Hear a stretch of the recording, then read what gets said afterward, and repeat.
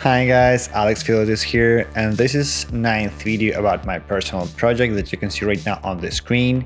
And in this part, I want to tell you about baking. So I did it in Marmoset Toolbook.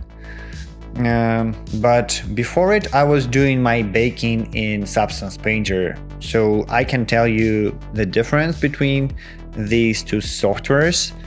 In Marmoset Toolbook, it's much more flexible and you have much more control.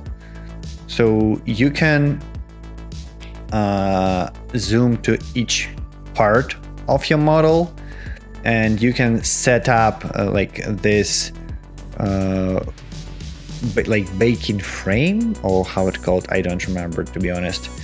But you have like bigger control what you want to bake on your model. So for example, you can increase amount for this cage, like baking cage, if you have some screws, bolts, or something that you want to bake on your object. And again, you have control on every element, like every piece of geometry.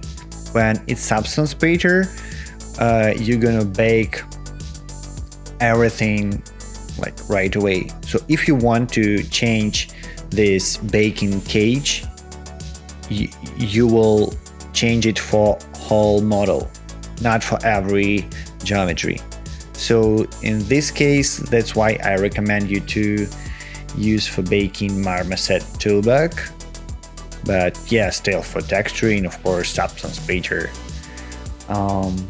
Yeah, I think that's all. Thank you guys. Have a good one.